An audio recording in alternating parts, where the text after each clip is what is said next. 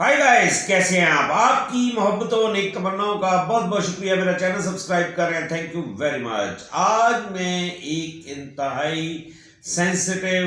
हसास, अहम टॉपिक पर बात करने जा रहा हूँ। ये टॉपिक पहले भी मैंने डिस्कस किया है मुख्तलिफ एंगल से, लेकिन मैं कल एक इंडियन मीडिया जो है उसके बाबत बात करना चाह रहा हूँ कि इंडियन मीडिया ने कल हर्जा सराई की है और ये बहुत अफसोसनाक बात है। पहले आप ये वीडियो देखें, फिर मैं इस पर बात करता हूँ। 29 नवंबर को रिटायर होने जा रहे पाकिस्तान के आर्मी चीफ कमर जावेद बाजवा को लेकर खुलासा हुआ है कि वो अकूत दौलत के मालिक हैं। 100, 200 या 300 करोड़ नहीं, बाजवा की जेब में 1200 करोड़ से भी ज्यादा माल है। बड़ी बात यह है कि ये माल उन्होंने आर्मी चीफ रहते बनाया है।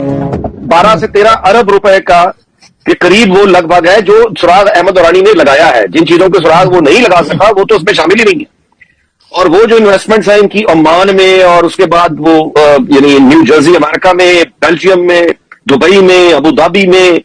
कराची में कमर्शियल प्लाजे, इस्लामाबाद में कमर्शियल प्लाजे, लाहौर में कमर्शियल प्लाजे, फिर अहले खाना के, यानी वो एक समझ आ जाती है कि क्यों एक्सटेंशन चाहिए, क्यों होती है। जी, तो ये आपने वीडियो देखी। इंडिया टीवी एक चैनल है इंडिया का, और भी मुख्तलिफ चैनल्स पर ये बातें हुई हैं, लेकिन ये मुझ पर एक पाकिस्तान में भी ये सोशल मीडिया पर सर्कुलेट हुआ ये क्लिप जो है,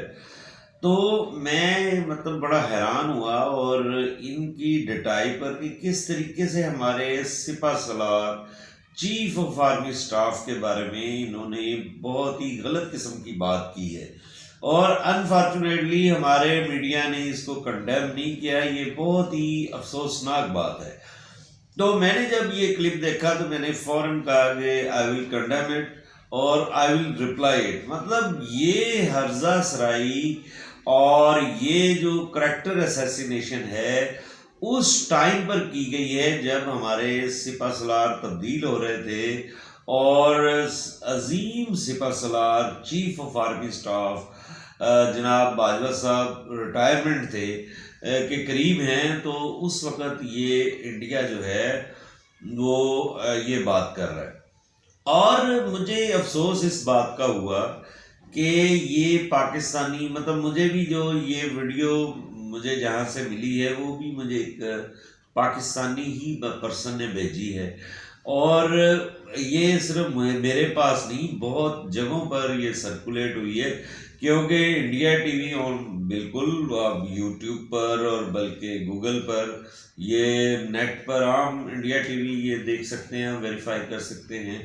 तो ये बात जो है इंडिया ने जो हमारे चीफ ऑफ आर्मी स्टाफ पर बात की है, ये हमारे अंदरूनी मामलात में और हमारी जो सॉवरेनिटी है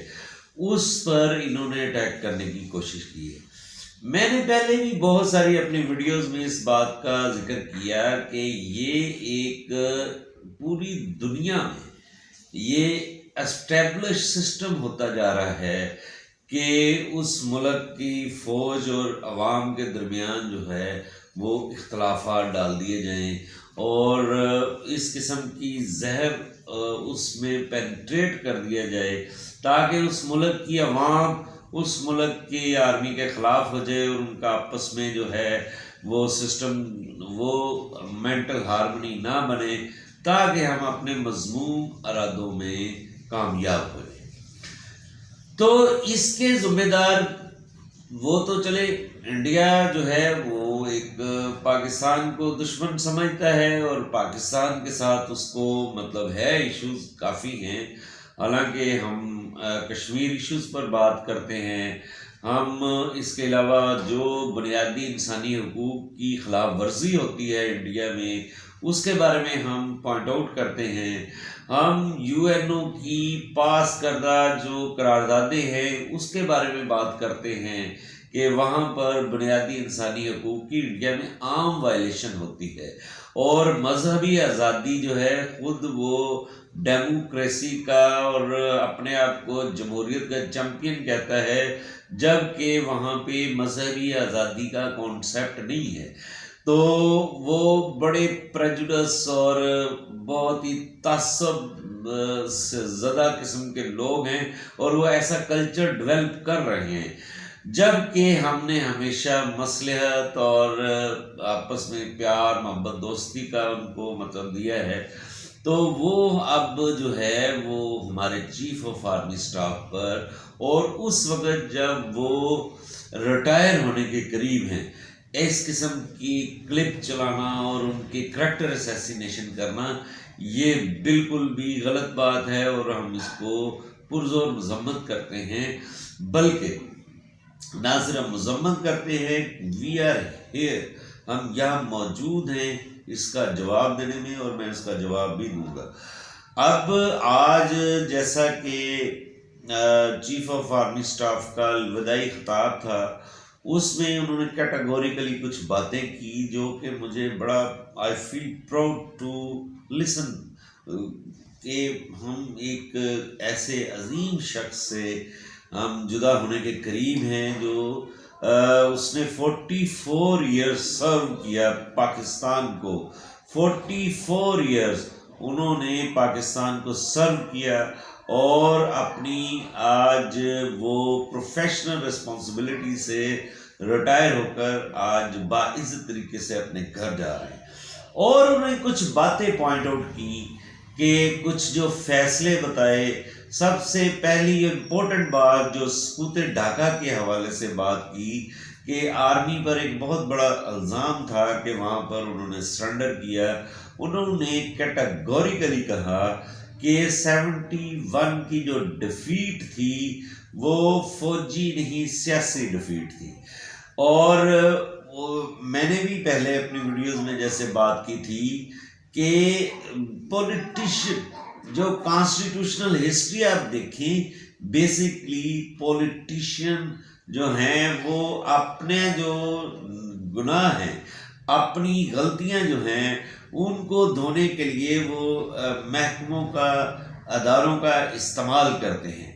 اور آرمی ایک آرگنائزڈ ادارہ ہے تو اس کے خلاف ورزہ سرائی وہ خود بھی کرتے ہیں۔ جیسا کہ chief of army staff general Bajwa صاحب نے بات کی کہ 2018 میں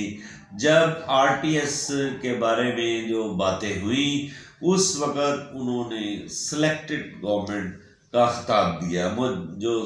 خان صاحب کی گورنمنٹ تھی، اور جب خان صاحب کی گورنمنٹ ختم ہوئی تو انہوں نے اس کو ایک امپورٹڈ حکومت کا خطاب دے دیا۔ تو یہ ایک عدم برداشت کی جو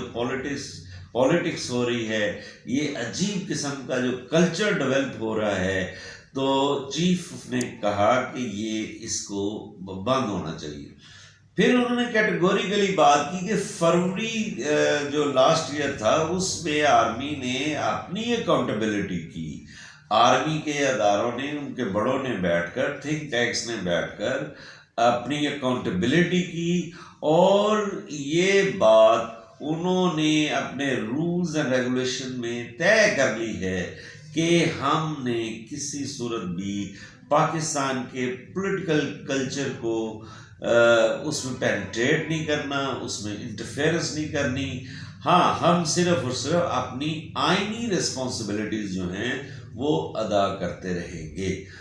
اور اس کو ہم نے مطلب جو چیف صاحب نے بات کی کہ اس کو ہم اس بات کو پروموٹ بھی کریں گے، بتائیں گے بھی۔ پہلے ہم سائلنٹلی جو تھا وہ خاموشی سے اپنی پالیسیز بناتے تھے اور امپلیمنٹ کرتے تھے، لیکن چونکہ ایک سیاسی جماعت نے اور ایک مشہور جو مطلب سو کارڈ مشہور پولیٹیشین نے خاص طور پر جو پچھلے 8-9 ماہ سے ایک پولیٹیکل کلچر ڈیولپ کرنے کی کوشش کی، اپنی ناکامیوں کا رسپانسبل جو ہے وہ ایک ادارے کو بدنام کر کے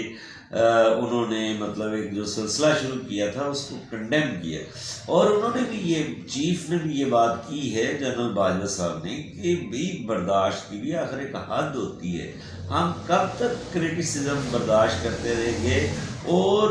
وہ کرٹیسائز جو ہم نے غلطیاں نہیں کی۔ تو اگر ہم اس چیف صاحب کی آج کی جو ہے جو الوداعی خطاب کیا انہوں نے، اور پھر ایسے موقع پر کیا جو شہداء کا مطلب ایک فنکشن تھا، یہ ایک ہمارے شہداء کے فنکشن میں یہ انہوں نے اسپیچ کی، اور انہوں نے بتایا کہ بھی ہم تو وارث ہیں شہداء کے، ہم نے قربانیاں دی ہیں، اور اس ملک کے لیے دن رات، وہ اگر زلزلے کا کوئی موقع آ جائے، وہ اگر فلڈ کا کوئی موقع آ جائے، وہ دشمن کا اٹیک ہو جائے، ہم اپنی ذمہ داریاں ادا کرنے کے لیے موجود ہیں اور قربانیاں بھی دے رہے ہیں۔ اور دوسری طرف سے ہم فضول قسم کا کرٹیسزم بھی برداشت کریں، یہ اب ان کو یہ کلچر تبدیل کرنا پڑے گا۔ اور آپ یہ دیکھیں کہ ہمارے جو پولیٹیشین ہیں ان کے شہ پر میں تو یہی کہوں گا کہ آپ نے جو کلچر ڈیولپ 7-8 ماہ سے کیا ہے، اور فوج کو اسیسینیٹ کر رہے ہیں، کریکٹر اسیسینیشن کر رہے ہیں، آج انڈیا کی بھی ضرورت ہو گئی ہے کہ انہوں نے ہمارے چیف آف آرمی اسٹاف کے بارے میں غلط قسم کا پروپیگنڈا کیا ہے۔ اور میں انڈین میڈیا کو یہ وارن کر رہا ہوں کہ دیکھیں، آپ اپنے معاملات کو لک آفٹر کریں، اگر آپ کے ہم نے معاملات میں انٹرفیئرنس کی، ہم نے پوائنٹ آؤٹ کیا، پھر آپ واویلا مچائیں گے، اور پھر ابھی نندن جیسے اور کلبھوشن جیسے کریکٹر پاکستان میں بھیجنے کی کوشش کریں گے، تو پھر ہم نے جو ان کے ساتھ کیا وہ بھی آپ کو پتہ ہے۔ تو لہٰذا بہتر یہ ہے کہ اب گلوبل ولیج اور گلوبل ہٹ کی باتیں ہو رہی ہیں، اب یہ میڈیا پروپیگنڈا اور میڈیا وار کے ساتھ آپ اپنے مذموم ارادوں میں کامیاب نہیں ہو سکتے، تو لہٰذا آپ ایسے نیگیٹو، جھوٹے، فیبریکیٹڈ، سیلف فیبریکیٹڈ فالس پروپیگنڈے کو آپ ہم پر امپوز نہیں کر سکتے۔ ہم ویل اویئر ہیں، ہم باشعور ہیں، ہمیں پتہ ہے یہ ہماری فوج ہے، ہمیں اس پر فخر ہے، کیونکہ جب بھی موقع آیا انہوں نے آپ کو ناخن چنے چبوائے۔ تو لہٰذا اس کی مذمت کرتے ہیں ہم، اور ہم اپنے پاکستان کے پولیٹیشینز کو بھی کہتے ہیں کہ آپ بھی خدارہ راہ راست پر آ جائیں، اداروں کو بدنام نہ کریں، تاکہ دشمنوں کو بات کرنے کا موقع نہ ملے۔ میری باتوں کو پازیٹیو لیں اور اس پر کمنٹ کریں، اس کو ہم مزید اسٹیبلش کریں کہ اس بات کو، اس کو ہم بھی میکسیمم لوگوں تک پہنچائیں گے۔ آپ میری ویڈیو کو میکسیمم شیئر کریں اور میرا چینل سبسکرائب کرنا مت بھولیں۔ Thank you.